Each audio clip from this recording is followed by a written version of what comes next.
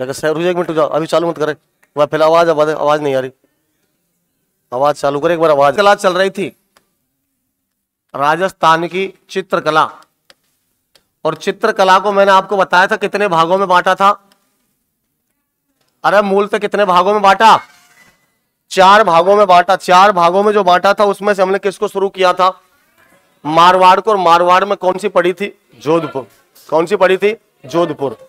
अभी हमने मारवाड़ शैली की एक शैली थी जिसका नाम था जोधपुर शैली, उसकी उपशैली है, उसके बारे में चर्चा की है।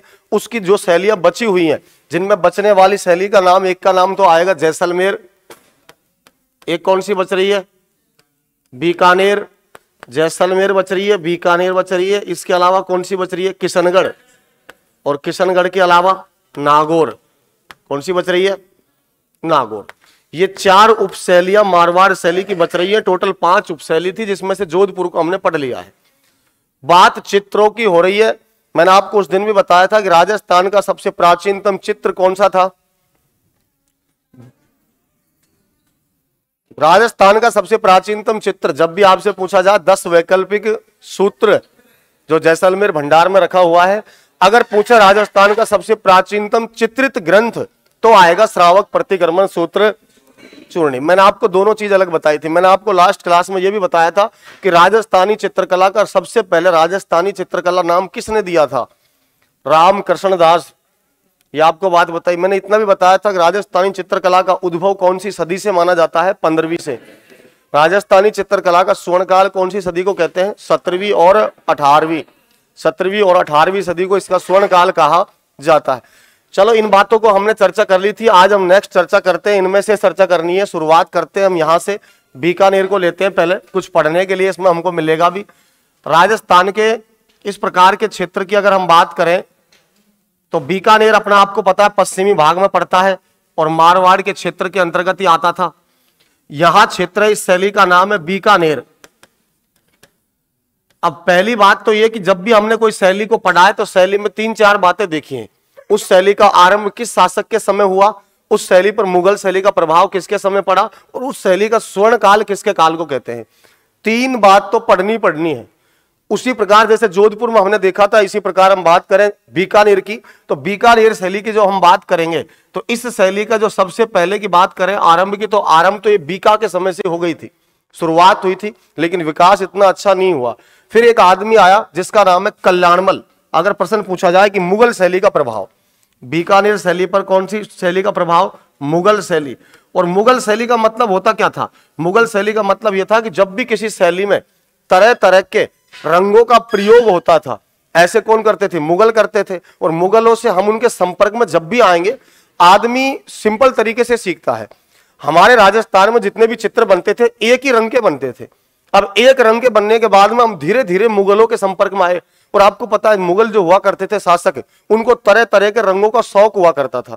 जब उनके संपर्क में हम आएंगे तो उनके चित्रों को देखेंगे, और उनके चित्रों को जब हमने देखा तो फिर हमने भी ये सीखा कि एक तस्वीर जो बनाई जाए उसके अंदर एक रंग का प्रयोग ना करके कई रंगों का प्रयोग किया जाए। अब हमारे वाले मिस्त्री भी साहब सीख गए।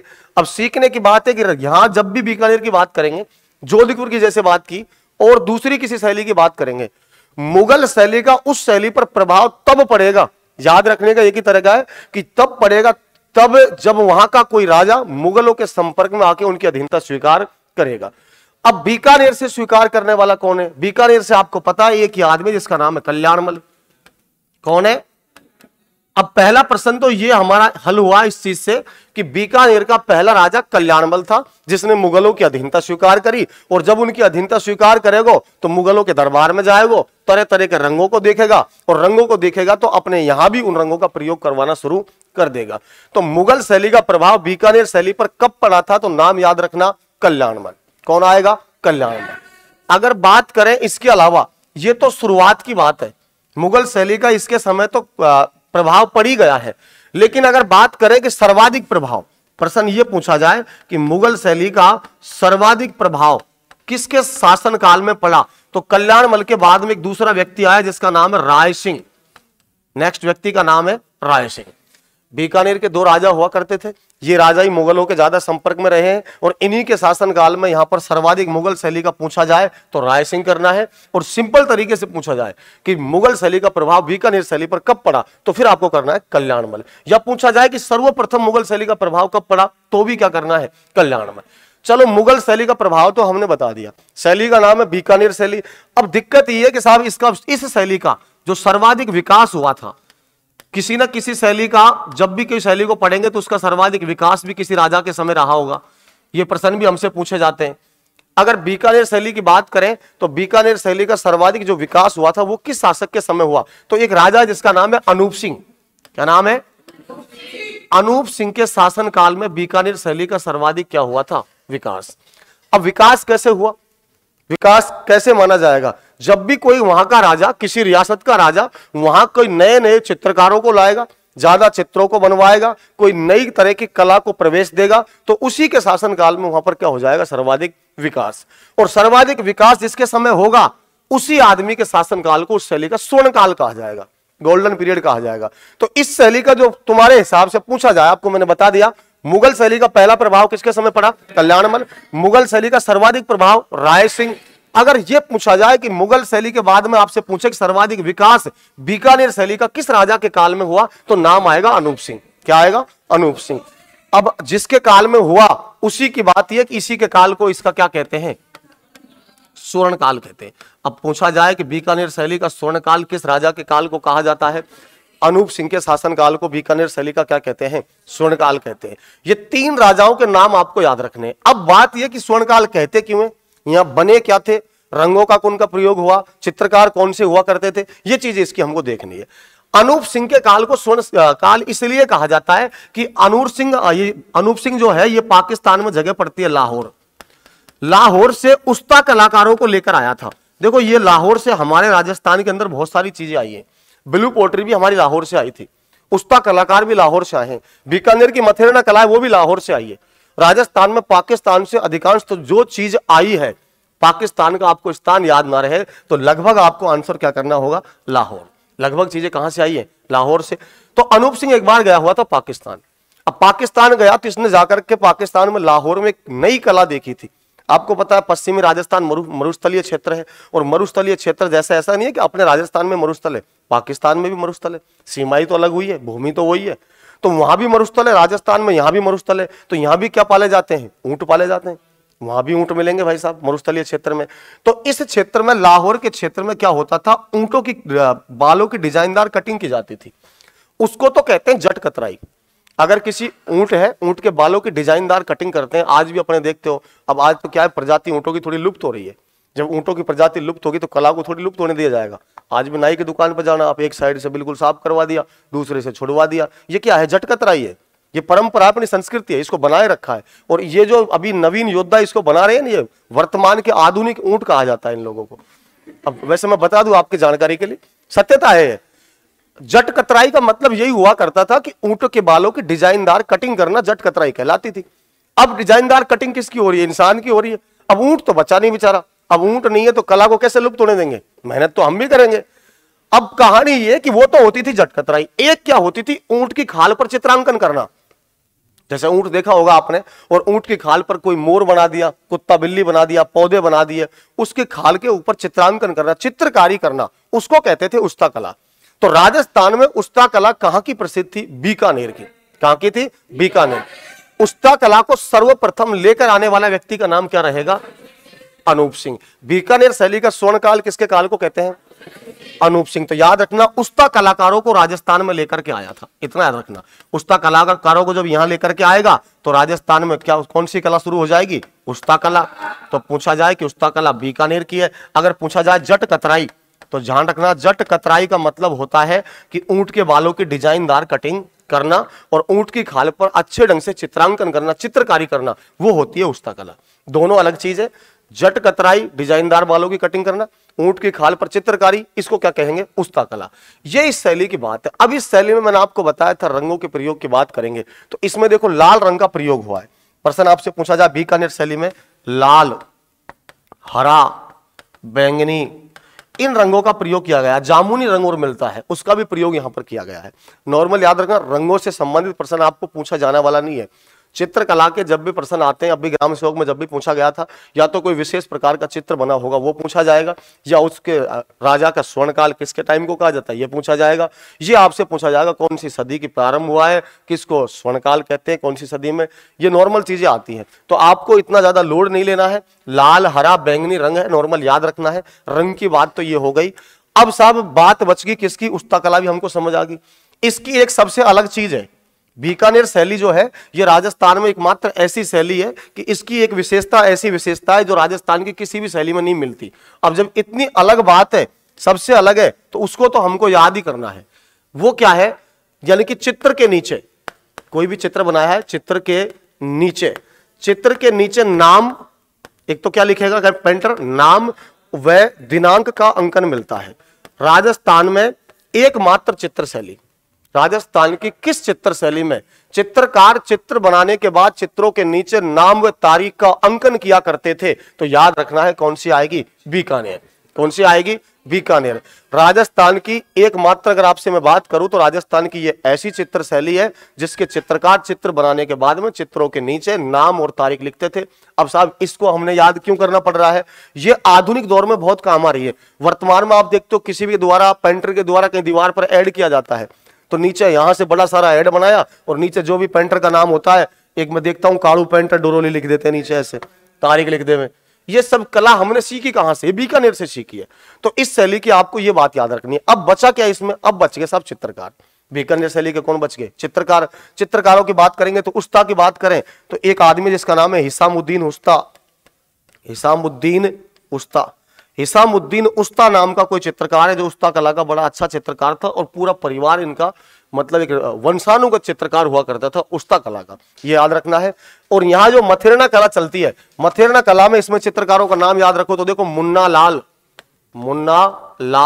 दूसरा नाम याद रखो तो मुकुंद सिंह, मुन्ना लाल, मुकुंद सिंह, हिसामुद्दीन उस्ता, ये आपको याद रखने, 3-4 नाम याद रखने। इस शैली को दोबारा से रिपीट कर रहा हूं, इस शैली से संबंधित कोई प्रश्न आएगा बोर्ड पर आपको दिख रहा है, इनसे बाहर कुछ भी नहीं आएगा। शैली का नाम क्या है, बीकानेर। ज्यादा कोई दिमाग पर लोड लेने की जरूरत नहीं है, जितना जरूरत पड़े उतना ही पढ़ना है। बीकानेर शैली का नाम है। अगर बात करें बीकानेर शैली पर सर्वप्रथम मुगल शैली का प्रभाव किसके काल में पड़ा, कल्याणमल।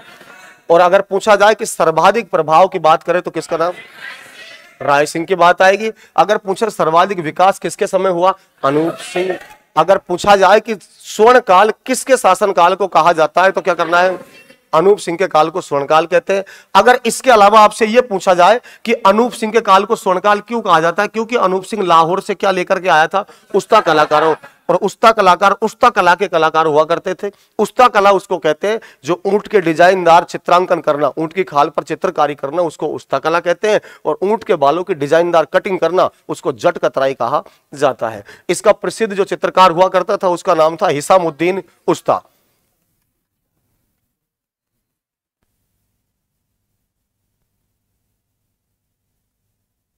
हर चित्र शैली के अंदर चित्रकार खूब हुआ करते थे, क्योंकि एक राजा के काल में 5-6 रहेंगे तो कितने राजाओं का काल आएगा, सब में रहेंगे।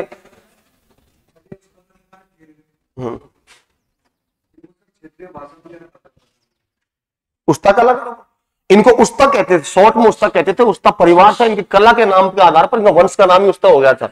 ये जातिवाद से उस्ता नहीं हुआ करते थे। इनकी कुछ क्या कहा जाता, यति, भाई मैंने तो नहीं देखा, हो सकता है होगा, कह नहीं सकता, हो सकता है, जरूरी नहीं, आप बता रहे हो तो सही बता रहे होंगे। तो इतना ध्यान रखना है आप इनको। और अब नेक्स्ट पेज पर हम चलते हैं, दूसरी जो अपनी कला लेते हैं। अब कला आएगी अपनी बीकानेर के बाद, हमने जोधपुर पढ़ी है, बीकानेर पढ़ी है, और एक कला जिसकी मैं अगर बात करूं तो बिल्कुल शॉर्ट कला है, छोटी कला है, पर बात यह कि वहां से प्रश्न कई बार पूछा है, और वहां से तो जो प्रश्न आया है ना वो तो आपको पता ही है, प्रश्न आने वाला ये कि आदमी है जिसका प्रश्न पूछा जाएगा। यहां एक शैली पड़ती है राजस्थान के सबसे पश्चिम में, जैसलमेर। इस जैसलमेर शैली की 3 बात याद रखनी है। राजस्थान की एकमात्र इकलौती ऐसी शैली जिस पर कभी भी मुगल शैली का प्रभाव पड़ा ही नहीं है। राजस्थान में। ये इंपॉर्टेंट बात है, अलग बात है, जिस भी शैली में कुछ देखने को मिले ना वही ज्यादा नोटिस करने की चीज होती है। जैसे कि मैंने वहां बताया बीकानेर में कि नाम और तारीख का अंकन मिलेगा, वो डिफरेंट है, पूरे राजस्थान में किसी भी शैली में नहीं मिलता था। और अगर यहाँ की बात करें तो ये जैसलमेर है, और जैसलमेर की अगर बात करेंगे तो जैसलमेर राजस्थान की ऐसी शैली है जिस पर कभी कभी मुगल शैली का प्रभाव नहीं पड़ा। एक चीज तो याद रखना, मुगल शैली का प्रभाव नहीं पड़ा, इतना याद रखना है। एक बात तो यह है। दूसरी बात क्या है, यहां जो चित्र बनाए गए थे इस शैली के अंदर, यहां सर्वाधिक एक ही चित्र बनाए बस, उसके अलावा कोई चित्र नहीं है। इसमें एक तो नाम आता है महेंद्र और वह दूसरा नाम क्या मिलता है, मूमल। महेंद्र व मूमल से संबंधित चित्र शैली कौन सी शैली है, जैसलमेर शैली। जैसलमेर शैली की अगर बात करें तो इसका आरंभ जो माना जाता है, इसका जो आरंभ है वो माना जाता है एक व्यक्ति जिसका नाम है हर राय भाटी। हर राय भाटी के शासन काल में जैसलमेर शैली का आरंभ माना जाता है। और एक व्यक्ति है दूसरा जिसका नाम है, स्वर्ण काल की बात करें, स्वर्ण काल यानी कि सर्वाधिक विकास किसके टाइम में हुआ, तो एक व्यक्ति आता है जिसका नाम है मूलराज। और मूलराज में भी फर्स्ट नहीं आएगा, मूलराज सेकंड आता है। मूलराज सेकंड के काल को इस शैली का स्वर्ण काल या सर्वाधिक विकास वाला काल कहा जाता है। शैली का नाम है जैसलमेर शैली। जैसलमेर शैली राजस्थान की एकमात्र ऐसी शैली है जिस पर मुगल शैली का कभी भी प्रभाव नहीं पड़ा है। इसका आरंभ जो माना जाता है हर राय भाटी के समय माना जाता है। और इस शैली का अगर स्वर्ण काल देखा जाए कि जैसलमेर शैली का स्वर्ण काल कब रहा है, तो याद रखना है स्वर्ण काल या सर्वाधिक विकास तो एक ही व्यक्ति का नाम आएगा जिसका नाम आएगा मूलराज। और मूलराज भी जैसलमेर में दो हुए थे, ये कौन सा आएगा, सेकंड। कौन सा आएगा, सेकंड। अब इसमें याद ऐसे रखना, देखो मुंह से बनेगा मूमल और मुंह से बनेगा मूलराज, ये दो ही आदमी काम के हैं। अब ये मूमल कौन हुआ करती थी, यहां जैसलमेर के क्षेत्र में एक जगह पड़ती थी, मैं इधर लिख देता हूं, जिसका नाम है लोद्रवा। हाँ, जगह का नाम है लोद्रवा। और लोद्रवा की एक राजकुमारी हुआ करती थी। राजस्थान के इतिहास में उस समय की, उस जमाने की इसे सबसे सुंदर माना जाता है। इतिहास के अंदर 2-3 सुंदर महिला बताई जाती हैं। अगर मैंने बात की जोधपुर शैली में तो कल मैंने आपको बताया था विजय सिंह की पत्नी थी जिसका नाम था गुलाब राय, जिसे मारवाड़ की नूरजहां कहा जाता है, वो मैंने आपको बताई थी। इसके अलावा आपको पता ही है चित्तौड़गढ़ में साका हुआ था 1303 में, पद्मनी आप जानते ही हो। और फिर भाई साहब नंबर अगर किसी का नाम देखने को मिलता है हमको, तो फिर नाम मिलता है हमको मूमल का। किसका मिलता है, मूमल। मूमल की मैड़ी बनी हुई थी लोद्रवा में। मैड़ी का मतलब झोपड़ी, जहां ये निवास करती थी। मूमल की मैड़ी कहां स्थित थी, लोद्रवा में। लोद्रवा इधर पड़ता है जैसलमेर में, और लोद्रवा के इधर पाकिस्तान का क्षेत्र। अब पाकिस्तान उस जमाने में पाकिस्तान नहीं था, वो सब कुछ एक हिंदुस्तान ही था, पूरा क्षेत्र यही था, हिंदू वर्ष था। तो यहां पड़ता है एक क्षेत्र जिसका नाम है अमरकोट। ये अमरकोट से हमारे राजस्थान में रिश्तेदारी बहुत हुई है, इतना ध्यान रखियो। हमारे कई देवताओं की ससुराल भी अमरकोट में ही है। सोडा राजा दलेल सिंह, सोडा राजा सूरजमल, उनकी पुत्रियों का विवाह जो यहां होगा राजस्थान में, आपको मैंने बताया था, गोगा जी, पाबू जी पढ़े होंगे आपने। तो अमरकोट से हमारा रिश्ता बहुत अच्छा रहा है, रिश्तेदारी के आंकड़े बहुत अच्छे हैं। तो अमरकोट का एक राजकुमार हुआ करता था जिसका नाम था महेंद्र। और ये महेंद्र और मूमल के प्रश्न खूब पूछे गए। इसका तो यहां तक पूछा गया था कि महेंद्र की जो फॉर्चुनरी या वो जो ऊंट हो, वह को नाम हो चीतल। क्या नाम था, चीतल। महेंद्र के ऊंट का नाम क्या था, ये मैंने आपको बताया था, लास्ट क्लास में बताया था जब मैंने आपको ढोला मारू के चित्रों की बात की थी। तो ढोला का ऊंट बताया था जिसका नाम था खजेला। ढोला के ऊंट का नाम क्या था, महेंद्र के ऊंट का नाम क्या था, चीतल। महेंद्र निवासी कहां का है, अमरकोट। इन दोनों की प्रेम कहानी थी, किस किस की, महेंद्र की और मूमल की। इन्हीं के प्रेम कहानी के ऊपर चित्र बनाए गए। अब प्रेम कहानी कैसे शुरू हुई तो बहुत लंबी कहानी है, मैं आपको बताता हूं। होता क्या है कि महेंद्र की जो बहन थी, महेंद्र की बहन की ससुराल थी गुजरात में, और जो महेंद्र का बहनोई था उसका नाम था हमीर जडेजा। हाँ, हमीर जडेजा। हमीर जडेजा नाम का कोई व्यक्ति बताया जाता है जिसे महेंद्र का बहनोई बताया जाता है। ये गुजरात का निवासी था। तो एक बार हमीर अपनी ससुराल अमरकोट आया हुआ था। अब अमरकोट जब आया ससुराल में, जब भी दामाद जी ससुराल आते हैं तो ससुराल वालों का ये फर्ज बनता है कि दामाद जी को सर्वे करवाया जाए, आसपास के क्षेत्रों का घुमाया जाए उसको। मतलब घर में कोई रिश्तेदार आएगा तो गांव वाला लेके जाएगा घुमाने के लिए। तो इस आदमी को, हमीर को, महेंद्र ने कहा कि घूमने के लिए चलते।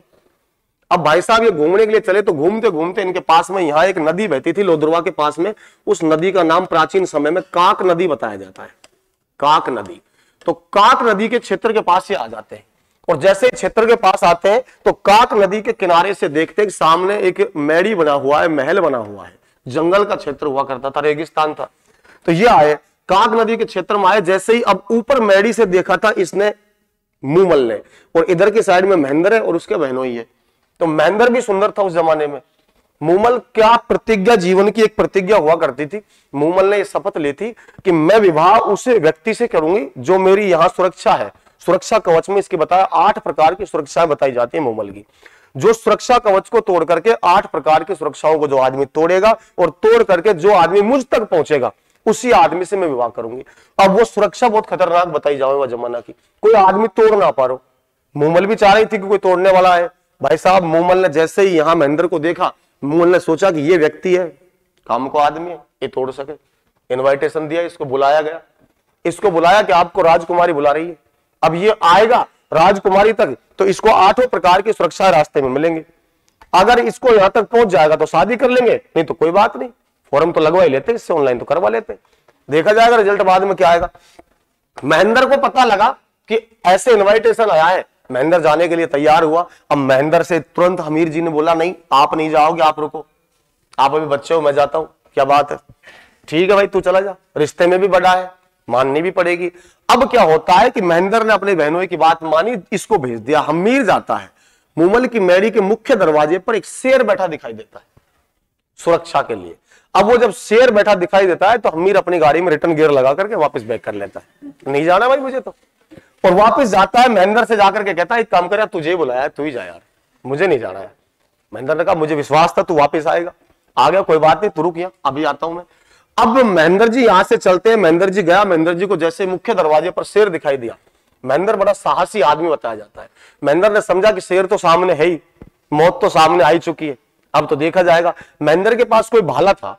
महेंद्र ने सोचा कि जब शेर तेरे ऊपर प्रहार करे उससे पहले तू शेर के ऊपर प्रहार कर, और महेंद्र ने भाले से उसके ऊपर वार किया तो ये पाया कि शेर में इधर से इधर निकल गया भाला। निकल कैसे गया कि वो शेर की खाल में भूस भर रखा था, घास भर रखी थी, और उसको धर रखा था लोगों में भय पैदा करने के लिए। अब भाई साहब समझ गो, कौन समझ गो, महेंद्र किया कि 8 प्रकार की जो सुरक्षा है, सारी सुरक्षा ऐसी मिलेंगी। पहली सुरक्षा जब ऐसी है और लोग बाग व शेर देख के वापस हो जावा, कोई पहुंचे ना पारो। महेंद्र चलता गया, सभी सुरक्षाओं को पार किया, मूमल तक पहुंच गया। मूमल बड़ी प्रसन्न हुई। प्रसन्न होते ही मूमल ने इसको सारी कहानी बताई कि हमने अपने जीवन की प्रतिज्ञा कर रखी है। अभी भारत के अंदर एक महिला ने कर रखी है ना कि राहुल गांधी जब तक प्रधानमंत्री नहीं बनेगा मैं शादी नहीं करूंगी। मुझे तो लगता नहीं है उसकी शादी होगी। सत्यता है, भारत की कुछ हालात ही ऐसे। कांग्रेस की सरकार मंथन कर रही है कि हार क्यों हुई है, काम के ऊपर डिपेंड करता है। बेचारा केजरीवाल है, कितना दिमागधारी आदमी है, उसने घोषणा पत्र में उसकी घोषणाओं को सुनने के बाद ही सुकून सा मिलता है, चाहे धरातल पे कुछ भी ना करे। उसने एक घोषणा करी कि पंजाब कैडर का कोई भी पुलिस अफसर हो, कोई भी आर्मी सैनिक हो, कोई भी अर्धसैनिक बल का आदमी हो, अगर कोई भी भाई शहीद होता है तो मैं घोषणा करता हूं मेरी सरकार आएगी तो 1 करोड़ सरकार देगी उस आदमी को। अब कोई दिक्कत ही नहीं है। हमारे यहां पता है आपको, शहीदों के लिए घोषणा हो जाती है, बाकी करने वाला कोई कुछ है नहीं। अब महेंद्र जी जब यहां पहुंचे हैं, पहुंच करके इन दोनों की प्रेम कहानी शुरू हो जाती है। अब ऐसा बताया जाता है कि महेंद्र वापस चला जाता है, वापस जाकर के अमरकोट जाता है। मूमल से मिलने के लिए महेंद्र रातों रात चीतल को लेकर कहां आता था, लोहद्रुवा। शाम को 4 बजे गाड़ी स्टार्ट करो, सुबह 4 बजे वापस रिटर्न। कौन की कहानी चल रही है, कौन की चल रही है, महेंद्र की। अब महेंद्र मिलने आया करता था, प्रेम कहानियां चल रही है, लंबा टाइम बीत गया है, प्रेम कहानी शुरू यहां से हुई है। अब दिक्कत क्या आई, एक दिन जब महेंद्र मिलने के लिए आया तो मूमल के साथ में मूमल की कोई सहेली पुरुष के वेश में कोई नाटक कर रही थी, खेल रही थी, और पुरुष के वेश में थी, और जहां पलंग हुआ करता था मूमल का वहां लेटी हुई थी तो लड़की लेकिन पुरुष के वेश में थी। भाई साहब जैसे ही आया शाम की ट्रेन से, अपनी चीतल को लेकर आया, भाई साहब ने देखा कि यहां एक महिला है और महिला मूमल रहती है और ये पुरुष कौन है, इसका मतलब इनसे गलत रिश्ता है इसका। अब भाई साहब महेंद्र गुस्से में, महेंद्र ने सोची यार मैं तो इतना प्यार कर वो करो, सामने वाला धोखा कर रहे मेरे साथ में। महेंद्र वापस गुस्से में बैक हुआ, और जब बैक हुआ तो जिस ऊंट को चलाने के लिए चाबुक का प्रयोग करता था उस चाबुक को भूल जाता है, मूमल की मैड़ी में भूल जाता है और भूल करके चला जाता है। सुबह जब मूमल की आंखें खुलती है, मूमल देखती है चाबुक महेंद्र का है, वो पहचान गई। इसका मतलब महेंद्र आया तो है, आया है तो फिर गया क्यों है, इसका मतलब गलतफहमी हुई है। अब भाई साहब ई वापिस ना आवे, ई आंसू पत्र लिख वो चालू करे। मूमल ने बहुत सारे पत्र लिखे इसके लिए। किसके लिए? महेंद्र के लिए। ऐसी कहानी है, पत्रों को यहां से लिखा करती थी, वहां पत्र जाया करते थे। महेंद्र की जो पत्नियां थी, वही ढोला वाली कहानी है सेम, उनको पत्र हाथ लगते थे, वो पत्रों को जला दिया करती थी। उनको पता था कि अब अगर दूसरी कोई महिला है वो पत्र भेज रही है तो उसके आने से कहीं ना कहीं हमारी इज्जत में फर्क तो पड़ेगा, वैल्यू घटेगी। अब उसने पत्रों को जलाया, मूमल परेशान हो गई, मूमल दुखी रहने लग गई। इधर भाई साहब भी गुस्सा में, ना मैसेज करे, ना कोई कॉल करे, कोई मैटर ना, सब बात बंद होगी बिल्कुल। मतलब ब्रेकअप होगो कौन कौन को, ब्रेकअप ही तो बोले। हाँ, मूमल को कौन को होगो? महेंद्र को। अब मूमल दुखी हुई, मूमल ने भाई साहब लास्ट पत्र लिखा, मुझको सहनाए जब्र आ जाता, तेरी जुदाई का सब्र आ जाता। अरे तुम तो हंसने लग जाओ यार। मूमल ने पत्र लिखा कि मुझको सहनाए जब्र आ जाता, तेरी जुदाई का सब्र आ जाता, और जिसके पास तू गया ना मुझको छोड़कर, वो मेरी बराबरी का होता तो भी मुझे सब्र आ जाता। सैड सैड सॉन्ग लिखवा लग गई। अब ऐसे लिखेगी तो पता तो लगना। बताया जाता है एक दिन महेंद्र बीमार हो गया, बीमार होने के कारण आता नहीं है। मूमल इसकी प्रतीक्षा करती है, मारवाड़ के क्षेत्र में महेंद्र महेंद्र पुकार करके प्राणों का अंत कर लेती है। ये खबर भाई साहब को लगती है, भाई साहब भी आता है, भाई साहब भी मर जाता है। मूमल मूमल पुकार करके चल जाता है। दोनों चले गए, कोई मतलब नहीं है, बात कुछ नहीं है, प्रेम कहानी अमर हो गई। प्रेम कहानियों के लिए मरना पड़ता है। किताब में तो लिख जाओ, इसको दिक्कत ना, सिलेबस में जुड़ जाओ, पर मरना पड़े। अब ये काम हम कर ना सके, ये पॉसिबल ना है अपने लिए। अपनों किताब में सिलेबस में नाम तो अपने में आ जाए, पर कहानी यही है, दिक्कत सबसे बड़ी यही है। तो भाई साहब इनके सर्वाधिक चित्र बने, आपको याद रखना है। मूमल के महेंद्र के चित्र बने कौन सी शैली में बने? जैसलमेर में। जैसलमेर शैली का काल हर्राय भाटी के काल में इसको आरंभ माना जाता है। स्वर्ण काल की बात करें, मूलराज सेकंड के काल को कहते हैं। जैसलमेर शैली राजस्थान की एकमात्र ऐसी शैली है जिस पर कभी भी मुगल शैली का प्रभाव नहीं पड़ा। जैसलमेर शैली राजस्थान की एकमात्र ऐसी शैली है जिस पर कभी भी मुगल शैली का प्रभाव नहीं पड़ा। और इतना जरूर याद रखना, यह प्रश्न पूछा हुआ है कि महेंद्र के ऊंट का नाम क्या हुआ करता था? चेतन। क्या होता था? चेतन। अब यहां जो चित्रकार हुआ करते थे, साहिब एक आदमी का नाम है मेवा, एक आदमी का नाम है जीवा, ऐसे चित्रकार हुआ करते थे। चित्रकारों के नामों को आपको ज्यादा लोड नहीं लेना है। नेक्स्ट चलते हैं हम अगले पर। अब जो अपनी शैली रहेगी, बड़ी काम की शैली है, प्रश्न लगभग पूछा जाता है, नाम है किशनगढ़। किशनगढ़ कौन सी शैली है? किशनगढ़। राजस्थान में 3-4 ही शैलियां ऐसी जिनसे प्रश्न आता है। अब मैं नागौर तो आपको बताऊंगा, नागौर में एक ही बात है, राजस्थान की कौन सी चित्र शैली में बुझे हुए रंगों का प्रयोग हुआ, वो नागौर आएगी बस, बाकी कोई इंपॉर्टेंट नहीं है। लेकिन ये बड़ी शैलियां, मुख्य शैलियां हैं। अब देखो, किशनगढ़ की बात करें तो राठौड़ों की एक शाखा थी। किशन सिंह नाम का आदमी आया था मोटा राजा के समय, और उसने किशनगढ़ को बसा लिया। अब बसा लिया तो उसके यहां जो राज करने वाले रहेंगे वो भी कौन रहेंगे? राठौड़ रहेंगे। इस शैली की बात करें तो इस शैली को कहा जाता है कागजी शैली। एक चीज तो याद रखना, ये क्या कहते हैं? कागजी शैली। और कागजी शैली, इसी का दूसरा नाम है बनी ठनी। क्या नाम है? बनी ठनी शैली। राजस्थान में कागजी शैली किस शैली को कहते हैं? बनी ठनी को। किशनगढ़ शैली का अन्य नाम क्या है? कागजी शैली या फिर बनी ठनी शैली। इस शैली में बात करें तो इस शैली का सर्वाधिक विकास, इस शैली का स्वर्णकाल, एक ही आदमी का नाम आता है, हाँ, जिसका नाम है सावंत सिंह। स्वर्ण काल। और स्वर्ण काल में नाम किसका मिलता है? सावंत सिंह। ईवी भाई साहब बड़ो हैवी ड्राइवर हो। सावंत सिंह उपनाम रखा था, अपना उपनाम रखता था, निक नेम रख रखा था। उपनाम से कविताएं लिखता था। नागरी दास, ये प्रश्न भी खूब पूछा गया है। नागरी दास, उपनाम से कविता लिखने का मतलब क्या है? जब भी कोई लेखक कोई पंक्ति, कोई कविता, कोई लेख लिखेगा तो उसको संपूर्ण लिखने के बाद में उसके नीचे अपना नाम लिखेगा, उसको कहा जाता है उपनाम। इसने जैसे लिखना शुरू किया कि यूं तो साथ देने को हजारों हाथ और है, तू जो संग मेरे तो तेरी बात और है, प्यार अगर जो उधार हो तो कौन पूरा कर सका, मूल की तो बात छोड़ ब्याज भी ना भर सका, तेरा दिल दिवालिया दिवालिया मेरा सूद खोर है, तू जो संग मेरे है तो तेरी बात और। इतनी लिखने के बाद में फिर नीचे लिख दिया क्या? नागरी दास। क्या लिख दिया? नागरी दास। इस पंक्ति को पूरा किया, नेक्स्ट पंक्ति फिर चालू कर दी, मेरे दिल में जो थे अरमा सारे अरमा खो गए, हम तुम्हारे हो ना पाए तुम हमारे हो गए, जैसे चंदा को निहारती चकोर है, तू जो संग मेरे है तो तेरी बात और। सैड सैड लिखवो करो भाई साहब, खतरनाक आदमी हो, बड़ो प्रेमी हो। प्रेमी आदमी को दिमाग का ज्यादा खराब रहे या को ज्यादा ही खराब रहे हो। तो सावंत सिंह के शासन काल को ही इस शैली का स्वर्ण काल कहा जाता है। अब साहब यहां से प्रश्न कैसे आएंगे? किस नाम से कविता लिखता था? नागरी। इसके दरबार में एक नृत्यांगना आती थी, नाचने वाली, और नाचने वाली जो महिला आती थी, उस महिला का नाम अगर आपसे पूछा जाए तो उसका नाम था रसिक प्रिया। क्या नाम था? अब रसिक प्रिया भी सुंदर थी, ये इसके दरबार में नाचने के लिए आया करती थी। रसिक प्रिया को भाई साहब देखने लगा और देखते देखते मन ही मन में प्रेम करने लग गया। मन ही मन के प्रेम की आपको कहानी पता ही है, सामने वाले को पता भी ना हो और प्रेम होता ही जा रहा है, सब होता ही जा रहा है। बात समझ में आ रही है? तो ऐसा प्रेम रसिक प्रिया से कौन करने लग गया? सावंत सिंह। और सावंत सिंह जब ऐसा प्रेम कर रहा है तो सावंत सिंह मन में सोचने लग गया कि यार ये रसिक प्रिया नहीं है, ये तो यार राधा है। राधा कौन है? राधा। जब इसको राधा मानेगा तो खुद को क्या मानेगा? स्वाभाविक बात है, सीधी सी बात है कि रसिक प्रिया को राधा मान करके प्रेम किया करता था और खुद सावंत सिंह अपने आप को कृष्ण मानता था। ये मानता था कि मैं कृष्ण हूं, ये कौन है? राधा। इसके दरबार में चित्रकार तो बहुत है। एक आदमी है जिसका नाम है निहाल चंद। क्या नाम है? निहाल चंद। एक तो निहाल चंद है, एक आदमी को नाम है मयूर ध्वज। मयूर ध्वज। अब मयूर ध्वज, निहाल चंद, दो चित्रकार तो ये तो आपको याद रखने ही रखने हैं।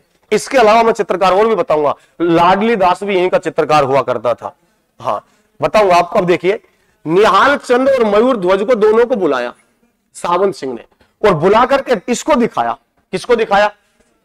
रसिक प्रिया को दिखाया। निहाल चंद आज तक दरबार में इतने दिन से चित्रकारी की है, बड़े गौर से देखो इसको। ये हो सकता है आज नाचने के लिए दरबार मारिए, कल ना आए, हो सकता है कल ये ना रहे। मैं इससे बहुत ज्यादा प्रेम करता हूं। इसका जो चित्र बनाओ आप, इसको देख लो, बिल्कुल फर्क नहीं होना चाहिए, चित्र सेम होना चाहिए। ये भी भाई साहब बड़ा उस्ताद दरबार के चित्रकार थे, अच्छी तनख्वाह मिलती थी, राजा का हुक्म था तो बनाना तो इनको भी था। निहाल चंद और मयूर ध्वज दोनों ले बुरुसन ने और बैठ गया, आजा खड़ी कर दो सामने। चित्र ऐसे तो बनेगा, फोटो थोड़ी खींच सका पहले। अब भाई साहब रसिक प्रिया को खड़ा किया और भाई पेंटिंग करीगा यार, खतरनाक पेंटिंग करी और चित्र बनाया जो रसिक प्रिया को, उसको बहुत सुंदरता के साथ प्रकट किया, बनाया था। इसीलिए बना ठना करके बनाया था, इसीलिए इसका नाम पड़ा था बनी ठनी। बनी ठनी की पूछे जाए कि बनी ठनी का चित्र किस आदमी ने बनाया था, तो बताना निहाल चंद और मयूर। निहाल चंद और मयूर ध्वज के द्वारा बनाया गया था। इस शैली में और चित्र किसके बने? रसिक प्रिया के तो बनेंगे बनेंगे। रसिक प्रिया के जो बनेंगे बनी ठनी के नाम से बनेंगे। ये जो बनी ठनी है, इस चित्र को जो भी आदमी देखता था, देख करके भाई साहब दीवाना हो जाता था। क्या पेंटिंग करी है! दुनिया की सबसे सुंदर पेंटिंग अगर बात करें, पूरी विश्व की सबसे सुंदर चित्र माना जाता है, तो पूरी दुनिया का विश्व में जो सुंदर चित्र है उसका नाम है मोनालिसा। क्या नाम है? अब मोनालिसा को दुनिया की सबसे सुंदर पेंटिंग माना जाता है। चलो वो तो दुनिया की है, विश्व की अच्छी पेंटिंग है। अपने भारत की बात करें तो उस जमाने में बताया जाता है, ऐसा कहते हैं कि बनी ठनी से बेहतर हिंदुस्तान में कोई चित्र नहीं होता था। तो अब जो दुनिया की टॉप से इसकी तुलना करनी पड़ेगी। तुलना करने वाले के लिए आदमी कौन आएगा? एक आदमी था जिसका नाम था Eric Dixon. Eric Dixon. Eric Dixon नाम का आदमी था। अब अकेले आदमी का इसका नाम याद नहीं रखना है। एरिक डिक्सन ने तो इसको भारत की मोनालिसा कह दिया। इस आदमी ने कह दिया कि भाई साहब ये बनी ठनी नहीं है, ये तो क्या है? भारत की मोनालिसा। भारत की मोनालिसा। अब इसने ये बात बता दी। इसका एक दोस्त हुआ करता था और उसका नाम था फयाज अली। क्या नाम था? अब भाई साहब दोस्त का सपोर्ट दोस्त तो करेगा ही करेगा। एरिक डिक्सन का सपोर्ट करने के लिए मैदान में फयाज अली भी उतर गया और इस शैली की इतनी प्रशंसा की, दबा के प्रशंसा की, देशव्यापी कर दिया इसको, पूरे देश जानने लग गया। तो अब बात यह कि एक प्रश्न यह बन गया कि किशनगढ़ शैली को या बनी ठनी शैली को प्रकाश में लाने का श्रेय, लोगों के सामने सबको बताने का श्रेय, प्रकाश में लाने का श्रेय पूछा जाए तो एरिक डिक्सन प्लस में कौन रहेगा? फयाज। किशनगढ़ शैली का स्वर्णकाल सावंत सिंह का काल है। किशनगढ़ शैली का सर्वाधिक विकास सावंत सिंह के समय हुआ। किशनगढ़ शैली में सर्वाधिक सुंदर पेंटिंग जो थी बनी ठनी की थी। बनी ठनी कौन हुआ करती थी? रसिक प्रिया हुआ करती थी। सावंत सिंह किस नाम से कविता लिखता था? नागरीदास के नाम से लिखता था। तो प्रकाश में लाने का श्रेय इन दोनों को दिया जाता है कि इन्होंने देशव्यापी बना दिया। अंतरराष्ट्रीय स्तर तक ख्याति मिलेगी इसको। इस चित्र को बनाने वाले ये भी फेमस हो गए, इनके भी पास फेसबुक पर रिक्वेस्ट आने लग गई बहुत ज्यादा। निहाल चंद के पास भेज रहे हैं, कोई मयूर ध्वज के पास भेज रहे हैं। क्यों भेज रहे थे? अच्छे चित्रकार हुआ करते थे। प्रकाश में लाने का श्रेय पूछा जाए तो बताना आपको एरिक डिक्सन प्लस में कौन है? फयाज अली। प्रकाश में लाने का श्रेय। अब जो भी इसको देखता है इसका दीवाना होता है चित्र का। क्या चित्र है यार! अब बात तो सरकार तक भी पहुंचेगी, अपनी सरकार भी देखेगी यार। अब राजाओं का शासन खत्म होगा, लोकतंत्र शुरू होगा। लोकतंत्र शुरू होगा तो सरकार की नजर भी इस पर पड़ेंगी। क्यों पड़ेंगी? कि राजाओं के जमाने में इस चित्र की इतनी प्रशंसा होती थी, इसमें ऐसा है क्या, देखा तो जाए इसको, जिसे भारत की मोनालिसा कहा गया है। सरकार ने देखी, सरकार भी वास्तव में दीवानी होगी, यार क्या चित्र है यार। बस 5 तारीख की बात थी, मई को महीनों 1973 की बात है।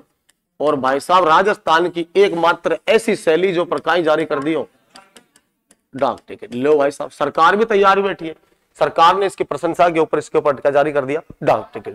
अब इनसे ही प्रश्नों की पूर्ति नहीं होगी। किशनगढ़ शैली बड़ी काम की शैली है। अब किशनगढ़ शैली में चित्र कौन कौन से बनते थे? देखो स्वाभाविक बात देखना, किशनगढ़ आपको पता अजमेर के आसपास का क्षेत्र है, एक बात तो ये। दूसरी बात आपको ये भी पता है कि अजमेर में झीलें भी हैं, आना सागर झील है, सुंदर दृश्य है, पहाड़ भी हैं। अजमेर में आपको पता है फूल भी होते हैं, मिलेंगे फूल भी। और जब झील रहेंगे तो सारक बतख ये भी रहेंगे, कुछ ना कुछ चीजें ऐसी भी रहेंगी। तो यहाँ जो चित्र बने थे, बतखों के चित्र बने थे, फूलों के चित्र बने थे, झीलों के दृश्य बने थे, पहाड़ों के दृश्य बने थे, ये कहाँ बनेंगे? किशनगढ़ शैली में।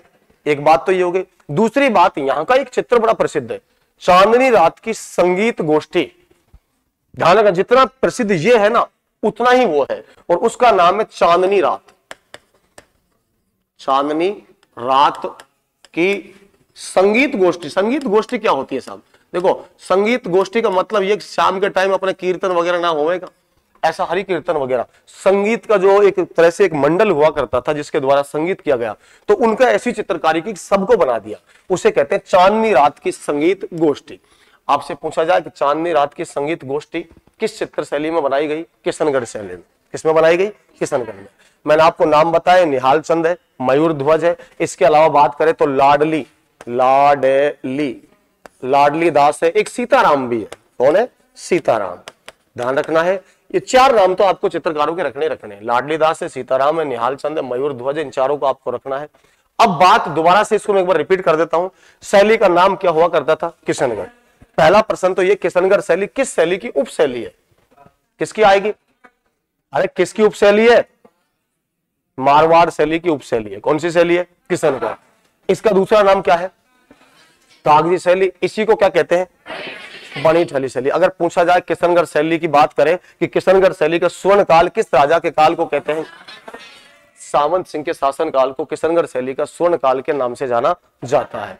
किशनगढ़ शैली का सर्वाधिक विकास भी किसके समय हुआ? सावंत सिंह के समय हुआ, इतना याद रखना है। इसके अलावा भी अगर आपसे पूछा जाए कि सावंत सिंह किस नाम से कविताएं लिखता था? नागरी दास के नाम से कविताएं लिखा करता था। सावंत सिंह के दरबार में एक नृत्यांगना आती थी जिसका नाम क्या था? रसिक प्रिया। रसिक प्रिया से प्रेम कौन करने लग गया? रसिक प्रिया को क्या मानता था? स्वयं को क्या मानता था? कृष्ण मानता था। इसके अलावा अगर पूछी जाए आपसे कि राजस्थान की एकमात्र चित्र शैली जिस पर डाक टिकट जारी हुआ, किशनगढ़, कौन सी आएगी? किशनगढ़।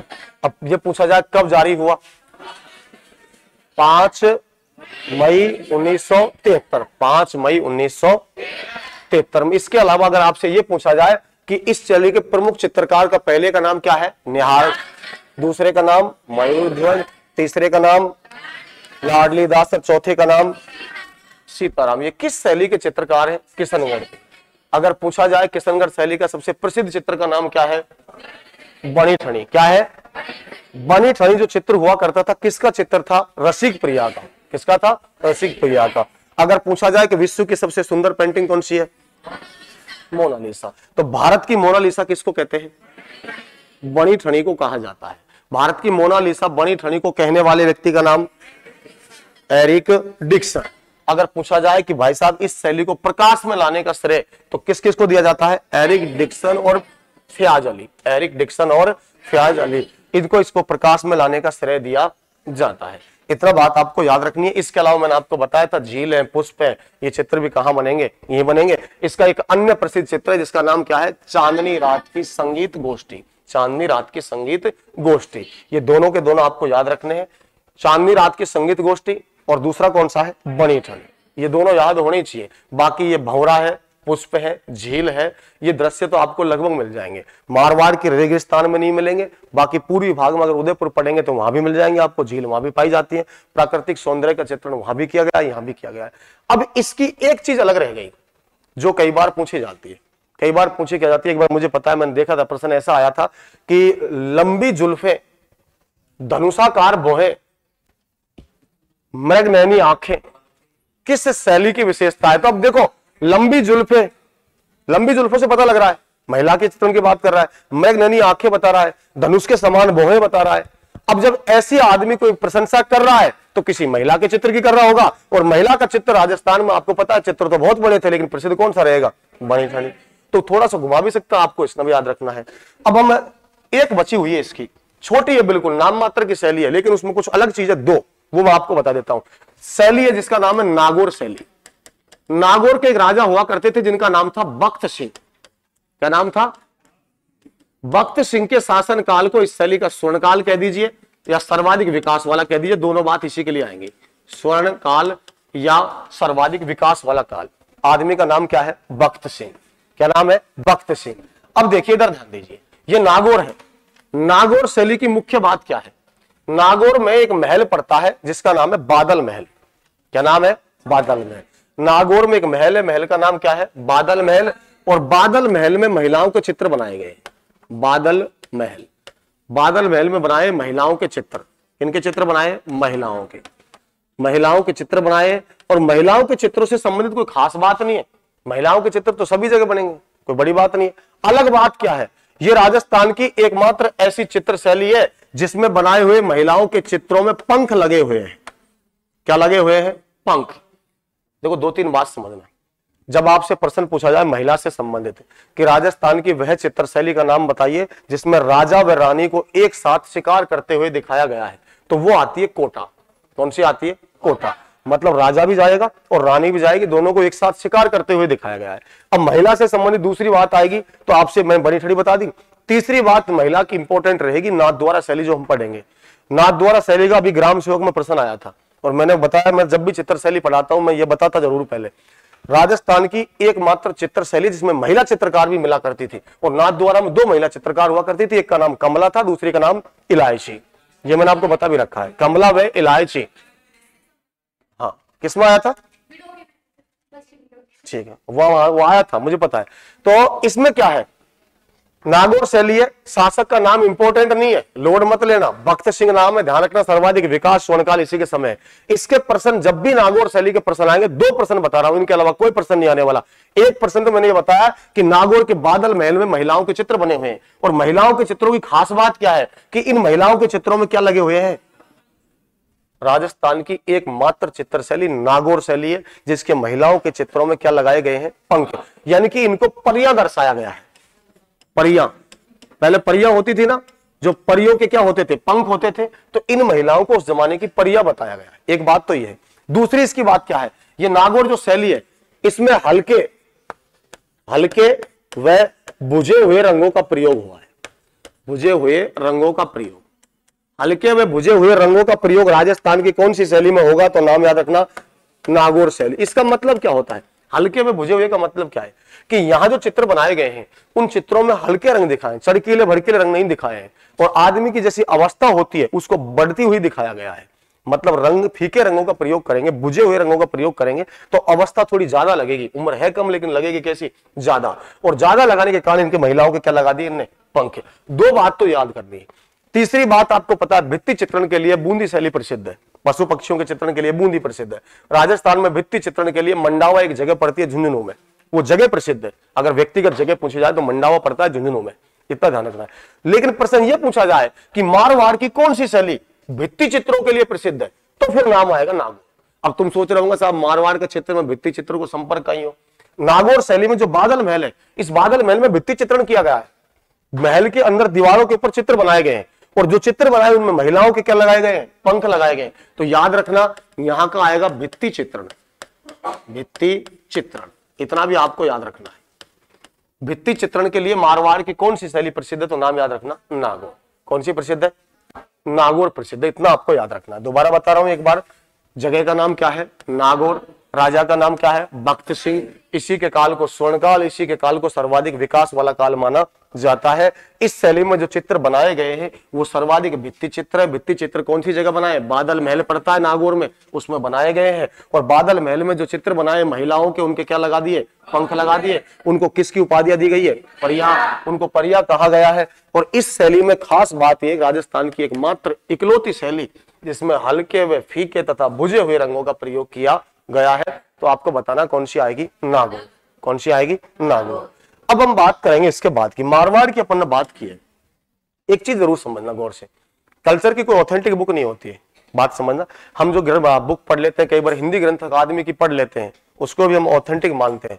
सत्यता तो ये कि हिंदी ग्रंथ अकादमी भी ऑथेंटिक नहीं है, बुक ऑथेंटिक नहीं है। वो ऑथेंटिक तो आरबीएससी एनसीईआरटी होगी, इनके अलावा नहीं होती है। हिंदी ग्रंथ अकादमी एक संस्था है और इतिहास की आपको ऑथेंटिक मिल जाएंगी, ज्योग्राफी मिल जाएगी, पॉलिटिकल मिल जाएगी, लेकिन कल्चर तो कल्चर होता है। जिस दिन मैंने शुरू किया था उस दिन मैंने आपको बताया था, हर एक चीज अपने रहन सहन से, खान पीन से, अपनी वेशभूषा से संबंधित जो भी बातें आएंगी वो सारी कल्चर की रहेंगी और इनका कोई तोड़ भी नहीं है, कोई कमी भी नहीं है। जितनी बढ़ाना चाहो उतनी बढ़ सकती है, क्षेत्र विशेष की बढ़ सकती है, व्यक्ति विशेष की बढ़ सकती है। तो आपको जितना मैंने बताया, मारवाड़ शैली की उपशैलियां बताइए, सभी उपशैलियों के बारे में आपको बताया है। अब जो राजस्थान की मूल शैली जिसको कहते थे, उस शैली की ओर चलेंगे। नाम क्या रहेगा? मेवाड़। क्या रहेगा? मेवाड़ शैली। बहुत प्रश्न आते हैं यहां से, ध्यान रखना। पहले तो इस मेवाड़ शैली को समझो, फिर इसकी उपशैलियों को देखेंगे। मैंने एक चीज समझाई थी आपको कि मेवाड़ शैली में रंगों का प्रयोग होगा, ज्यादातर नीले रंगों का प्रयोग होगा। अब नीले रंगों का प्रयोग कैसे होगा, याद कैसे करना है? मेवाड़ मतलब उदयपुर का क्षेत्र। उदयपुर में ज्यादा क्या है? झील है। आसमान से देखने पर पानी का रंग हमेशा कैसा दिखाई देगा? नीला। तो याद ऐसे ही करना है कि मेवाड़ शैली में अधिकतर जो रंग का प्रयोग हुआ है उसका नाम क्या है? नीला। अब इसमें अलग क्या चीज है? मेवाड़ शैली को राजस्थान की मूल शैली कहा जाता है। मूल शैली, राजस्थान की मूल शैली किस शैली को कहा जाता है? मेवाड़ शैली को। राजस्थानी शैली की जननी भी इसी को कहा जाता है। मतलब बात है कि राजस्थान में सबसे पहले चित्रों का आरंभ यहीं से माना जाता है, इसीलिए इसे मूल शैली कहते हैं, इसीलिए इसे राजस्थानी चित्र शैली की जननी कहा जाता है। कौन सी शैली की बात करें? मेवाड़ की।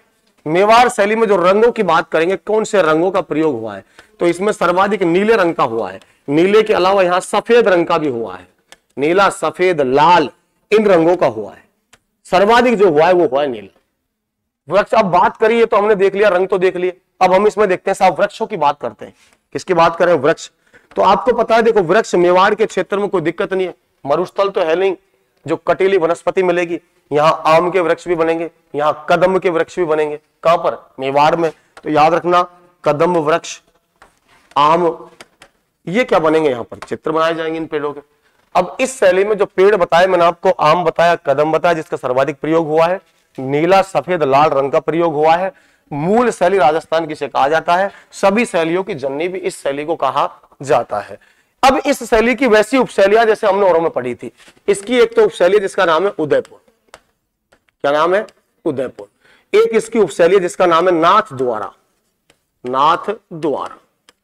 एक इसकी अगर शैली की बात करें तो नेक्स्ट शैली आती है चावंड, और इसकी चावंड के बाद नेक्स्ट की बात करें तो एक आती है देवगढ़।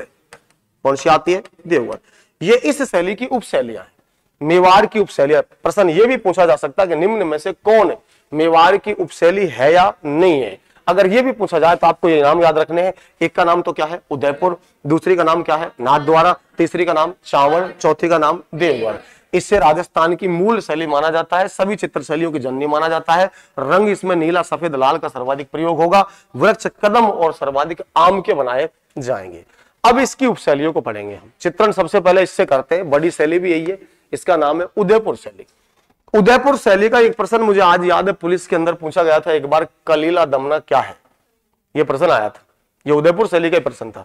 अब उसने यह पूछा था कलीला दमना क्या है? वो घास का प्रकार, आदिवासियों के आभूषण, चित्र शैली के दो पात्र, ऐसे ऑप्शन दिए थे उसने। तो कलीला दमना को देख करके उस टाइम, आज तो ठीक है लगभग लोगों को याद है, उस जमाने में बड़े विचलित हुए थे इसको देख करके। ये है क्या लफड़ा?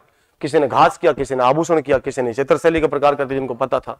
हाँ, तो याद रखना। अब हम सबसे पहले शुरू करते हैं, इस शैली का नाम है उदयपुर शैली। उदयपुर शैली। उदयपुर शैली का आरंभ मैंने बताया था कुंभा के जमाने से हो गया था। महाराणा कुंभा राजस्थान की स्थापत्य कला का जनक भी इसी आदमी को कहा जाता है। चित्रों का बड़ा शौकीन था। बजाया क्या करता था? वीणा बजाया करता था। और दुर्ग भी भाई साहब कवि श्यामल दास के द्वारा, तो इसकी कहानी अलग है। बाकी विश्वास तो मुझे होता नहीं है, ये कभी भी पता नहीं कौन सी टाइम पे किताब लिखबो करा। इनकी भी बात समझ से बाहर है। वीर विनोद के लेखक कवि श्यामल दास जी ने लिखा है कि मेवाड़ में टोटल 84 दुर्ग हैं, जिनमें से 32 दुर्ग अकेले कुंभा ने बनवा दिए। अब 84 दुर्ग उसने मेवाड़ में बताए। मुझे तो प्रतीत ऐसा होता है कि जैसे राजस्थान के उत्तर से दक्षिण में, पूर्व से पश्चिम में पूरे 84 दुर्ग नहीं है, उसने अकेले ने मेवाड़ में बता दिए। और मेवाड़ में बता दिए तो बता दिए, उनमें से 32 एक आदमी बनवा गया। जिंदगी में ये काम करते रहोगे, ठेकेदारी कोई काम करोगे या नहीं, कुछ और ना करोगा, लेकिन माननी सब पड़ेगी। ये श्यामल दास तो झूठा आदमी था ही, कोई बात नहीं है। उतगड़ो आदमी हो, चंद्रवरदई बहुत लंबी फेंकता था। भाई साहब ने पता नहीं कौन से हिसाब से लिख दिया। परायण के युद्ध की कहानी बताता है वो, द्वितीय युद्ध में मैंने देखा मेरे दोस्त के पैरों के निशान, भाई साहब निशान देखते देखते गजनी पहुंच गो, हरियाणा से गजनी पहुंच गो। तगड़ो आदमी है यार तू, पैर का निशान कहीं मिसमैच ना हो जाएगा रास्ता में कहीं भी। और बिलो 4 बांस 24 गज ऐसी लाइन बोली, सुल्तान बैठो, आंख फोड़ दी। आंख फोड़वा के बाद भी हमने भी आंख फोड़ दी। बड़ा आदमी यार, शब्द भेदी बांध चलावा बिलो, आदमी कैसा यार ये। लेकिन प्रशंसा की इन लोगों ने, लिख दिया, वो तो चले गए। वैकेंसी आ रही है, जिम्मेदारी तो हमारी है। बस बात समझ रहे, अपन को याद करना ही पड़ेगा, रटना पड़ेगा। बात सही है या गलत है, जैसी भी है, जो लिख दिया वो रखना पड़ेगा। मिसाइल की बताई मैंने आपको उस दिन, भारत ने क्या चला दी मिसाइल, पाकिस्तान में चला दी। अब गलती से चला दी, ये काम ठीक ना है क्या? वैसे कोई भी आदमी में गोली चला दे फिर कहते गलती से चला दी यार, कोई बात नहीं। हाँ, अब पाकिस्तान ये पूछ रहा है कि भाई हमें ये बताओ कौन सी मिसाइल चलाई थी, कहां चलाई थी। हम जांच करेंगे, सबूत चाहिए हमको, दीजिए आप। अब काय जांच करोगे तू, जब हमें खेती चलाई है, गलती से चल गई यार। अब जांच को विषय काय रही है, कुछ ना रही हो। तो इधर ध्यान दीजिए, शैली का नाम क्या है? उदयपुर शैली। कौन सी शैली है? उदयपुर। उदयपुर शैली की बात करें तो आरंभ की बात करते हैं। आरंभ, आरंभ एक आदमी जिसका नाम है कुंभा। क्या नाम है? कुंभा। इस शैली का स्वर्ण काल, उदयपुर शैली का स्वर्ण काल, तो इसका जो स्वर्ण काल माना जाता है वो माना जाता है जगत सिंह। एक आदमी है जिसका नाम है जगत सिंह प्रथम। जगत सिंह प्रथम क्यों माने जा रहे साहब? जगत सिंह प्रथम ने बनवाई एक वस्तु, एक चीज बनवाई थी मेवाड़ के अंदर, और जो बनवाई थी ना वो इंपॉर्टेंट है। जगत सिंह प्रथम ने क्या किया? उदयपुर में एक वो बनवाई थी चितेरोरी ओवरी। चितेरोरी ओवरी, ये क्या होता है? देखो इधर ध्यान दो, चित्र बनाने वाले को चितेरा कहा जाता है, और चितेरोरी ओवरी का मतलब यह कि कई सारे चित्रकार, चित्र बनाने वाले एक जगह बैठ करके, ओवरी का नाम होता है स्थान, जिस स्थान पर बनाए जाते हैं उस जगह को कहते हैं ओवरी। अब मतलब बहुत सारे चित्रकार एक जगह बैठ करके जहां चित्र बनाएंगे उसे कहा जाएगा चितेरोरी ओवरी। तो इसकी स्थापना मेवाड़ में यानी कि उदयपुर में सबसे पहले किस आदमी ने करवाई है? जगत सिंह ने। अब इतना बड़ा काम किया है, चित्रकला को बढ़ावा दे रहा है, तो इसके काल को क्या कहा जाता है? स्वर्णकाल कहा जाता है। इस चितेरोरी ओवरी को प्रश्न में पूछा गया है, ये आई हुई है। इसका एक अन्य नाम और है, हाँ, तस्वीरारो कारखानों। तस्वीरारो कारखानों। अगर आपसे पूछा जाए चितेरोरी ओवरी या तस्वीरारो कारखानों, तो बात एक ही है, नाम कितने? 2। तस्वीरारो कारखानों क्यों कहा जाता है? बहुत सारे चितेरे आएंगे, चित्रकार आएंगे, एक जगह बैठेंगे, चित्र बनाएंगे और बना बना करके सबको लटका देंगे, टांग देंगे दीवारों के ऊपर। जैसे इनको टांगेंगे, अब जिधर देखेंगे उधर भाई साहब तस्वीर दिखाई देंगी। अब भाई तस्वीर दिखाई देंगी तो तस्वीरों का क्या बोलेंगे? कारखाना बोलेंगे। उदयपुर में किसने स्थापित करवाया? जगत सिंह ने करवाया। अब इस शैली में हुआ क्या है, बना क्या है, ये देखना है। इस शैली का एक प्रश्न तो ये इंपॉर्टेंट जो मैंने आपको बताया है। दूसरा इसका इंपॉर्टेंट है कलीला दमना।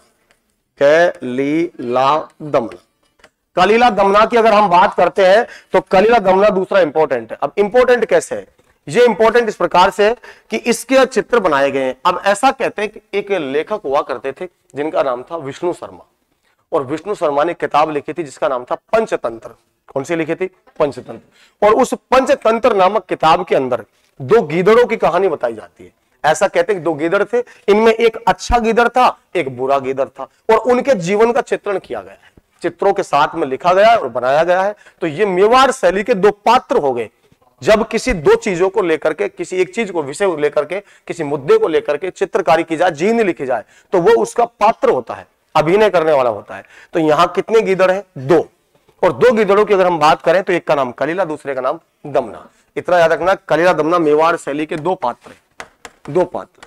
ये याद करना है। इसके अलावा क्या याद करना है? इसके अलावा मेवाड़ शैली में देखना क्या, देखो रागमाला, भागवत पुराण, ये चित्र लगभग सब जगह बनेंगे। महाभारत के, रागमाला के, भागवत पुराण के, इन चित्रों को बनाया जाएगा।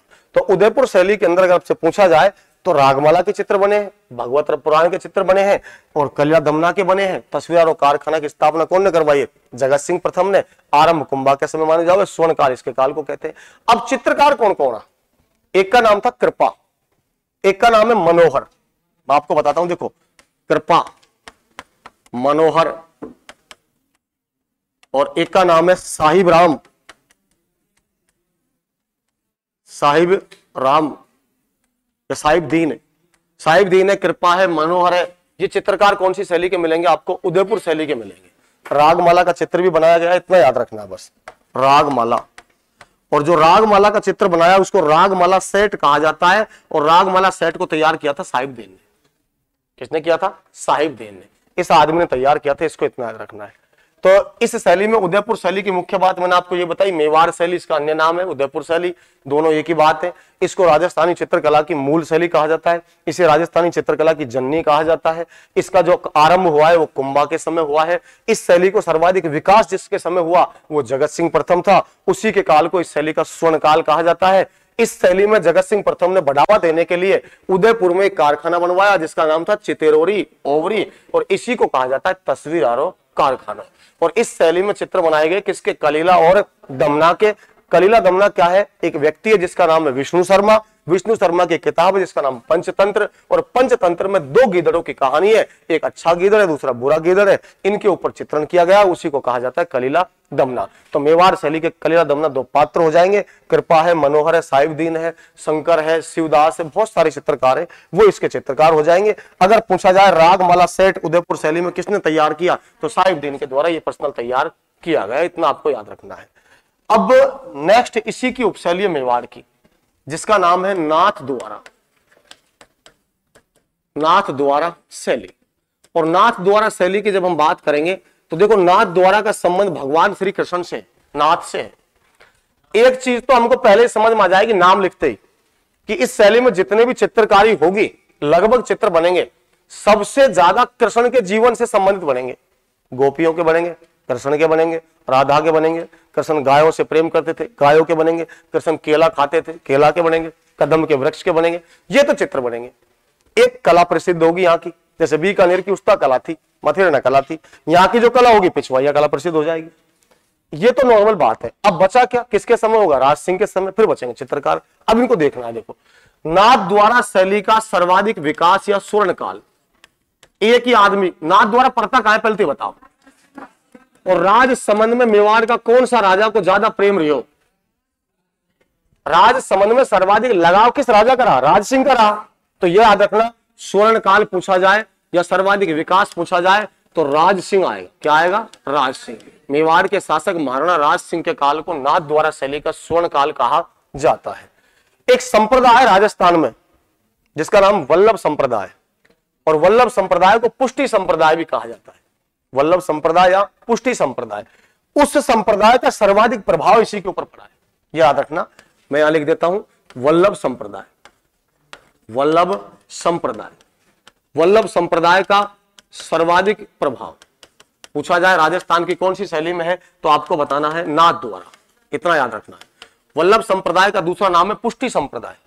वल्लभ संप्रदाय मिल जाए या पुष्टि संप्रदाय मिल जाए तो सर्वाधिक जो प्रभाव पड़ा है राजस्थान की कौन सी शैली पर पड़ेगा? नाथ द्वारा शैली पर। नाथ द्वारा का संबंध किस जगह से? राज संबंध से। नाथ द्वारा शैली का स्वर्ण काल किसके काल को कहते हैं? राज सिंह के काल को कहते हैं। अगर बात करें यहाँ के चित्रों की, यहाँ चित्र कौन से बनेंगे? मैंने बताया कि नाथ द्वारा का संबंध भगवान कृष्ण से, तो यहाँ सर्वाधिक जो चित्र है, यानी कि आपसे प्रश्न पूछा जाए सर्वाधिक चित्र, तो सर्वाधिक चित्रों में आपको बताना है कृष्ण और यशोदा। एक तो है कृष्ण व यशोदा, इनके सर्वाधिक क्या बनेंगे? चित्र बनेंगे, इतना याद रखना है। अब इसके अलावा पर्टिकुलर चित्र बताए जाए तो देखो कदम का वृक्ष बैठेगा। भगवान कृष्ण कदम के ऊपर, वृक्ष के ऊपर बैठकर बंसी बजाया करते थे।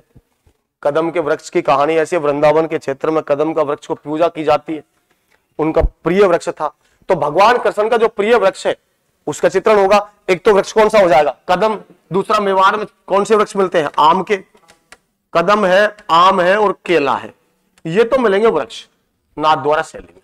इसके अलावा क्या मिलेगा? इसके अलावा जो यहां मिलेगा वो आपको देखने को मिलेगा गाय, मोर, और गाय देख लिया, मोर देख लिया और गोपियां, इनके चित्र मिलेंगे, ये देख लेना।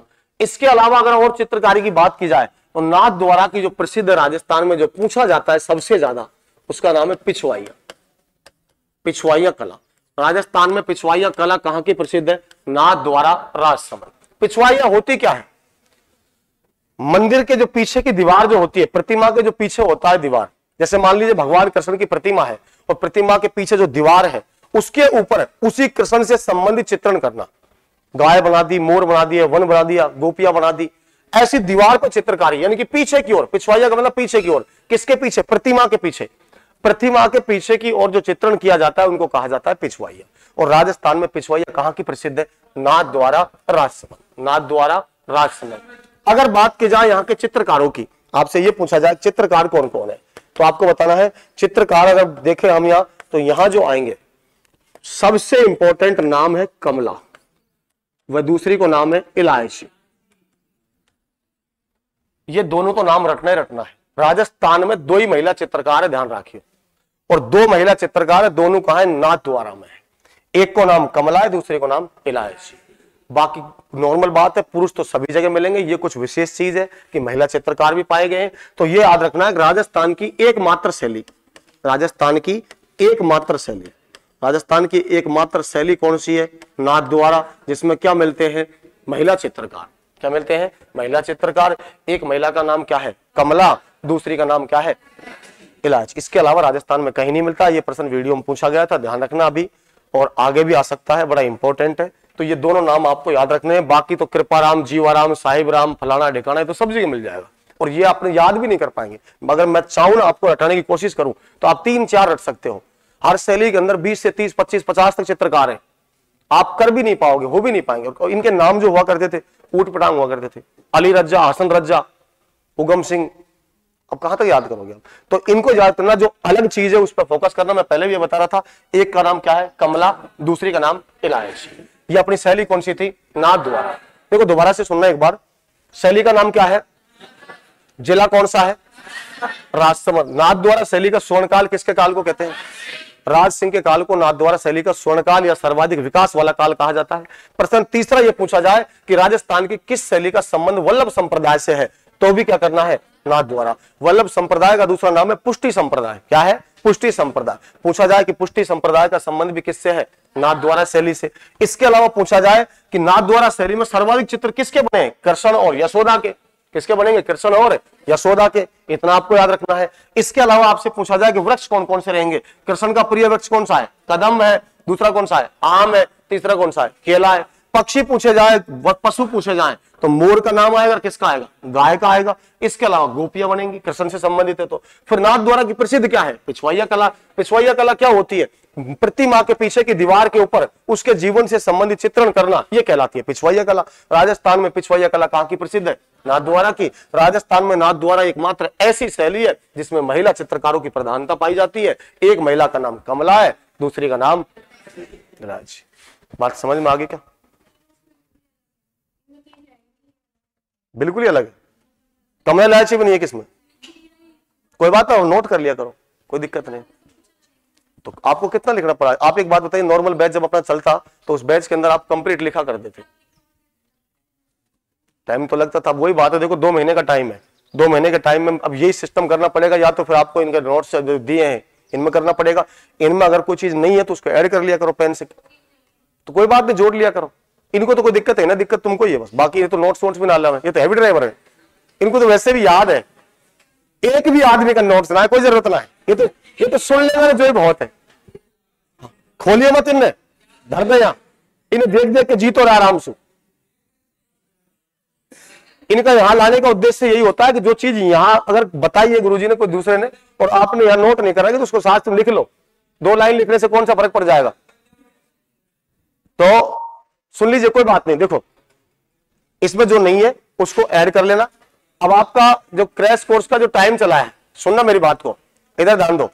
ये जो क्रैश कोर्स चल रहा है इसका नाम ही क्रैश कोर्स है, मैं आपको बता दूं। बाकी ये पूरा ही कोर्स है, क्रैश नहीं है, कंप्लीट है। अब इसमें कटा क्या है, लिखवाना कटा है, आपको लिखवाना बंद किया है। एक बात बताइए, आप 2 घंटे आपकी कल्चर लग रही है, सपोज करना 2 घंटे कल्चर का मतलब यह कि 1 महीने के अंदर 30 दिन होते, 30 दिन में 4 संडे की छुट्टी काटो, 2-3 छुट्टी वैसे काट दो, 22-23 वर्किंग डे है। अगर 23 क्लास अगर आपकी प्रॉपर 2-2 घंटे चलती है, 46 क्लास बनती है। कल्चर इतने में पूरा हो ही जाएगा, क्रैश कहां है ये, 23 दिन में पूरा हो गया, अगला महीना पूरा पड़ा हुआ है, उसमें हिस्ट्री पूरी हो जाएगी। ये तो क्रैश का तो नाम है, सब कुछ डिटेल से होने वाला है। बस इसमें फर्क इतना सा है, उनमें आपको लिखवाया गया था, इसमें आपको लिखवा नहीं रहे, इसमें आपको नोट्स दे रहे। जो नोट्स में नहीं है, कोई चीज एक्स्ट्रा बताइए, उसको यहां ऐड कर लो, क्या फर्क पड़ने वाला है। तो इतना सा कर लिया करो। मैं समझ रहा हूं, देखो एक तो चित्रकारों के नाम मिलेंगे तो आपको सब्जी के अलग मिलेंगे, बात समझने की कोशिश करो। चित्रकार एक नहीं होता था, चित्रकार बहुत होते थे। टॉपिक ही नहीं इसमें है, चलो कुछ कह रहे हैं देख लेंगे आज, कोई बात नहीं, अभी बात बहुत करो, ये चल रहा है देखो ये, ठीक है। इधर देखो, अरे सुन तो लो,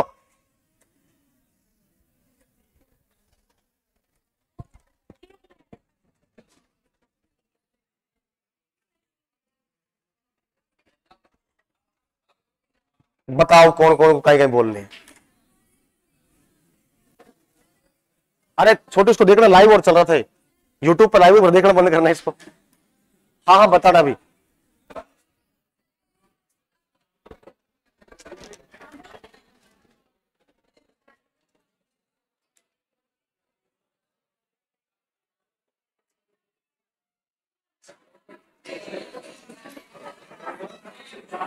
अरे बातें, इसको देख रहे हैं एक बार आके। अरे यूट्यूब पे लाइव चल रहा है, बंद करना, उसको रोकना एक बार, जल्दी जल्दी। देखिए बात सुनिए, इसमें जो दे रखा है ना, इसमें दे रखा है ये पर्याप्त है, कम नहीं है। अगर इसके अलावा कोई चीज आपको यहां एक्स्ट्रा बताई जा रही है तो इसमें आपको कुछ लंबा चौड़ा नहीं लिखना है। अब जैसे आपने मारवाड़ में लिखा है, ये 3 शब्द लिखे, अब 3 शब्द लिखने से क्या हो गया, आपको कोई दिक्कत थोड़ी आई है, बाकी तो है ही सब कुछ इसमें। ये जसवंत सिंह है, मालदेव है, मैंने आपको जो समझा रखा पूरा इसमें है। अच्छा नाथ द्वारा नहीं है इसमें पर्सनल,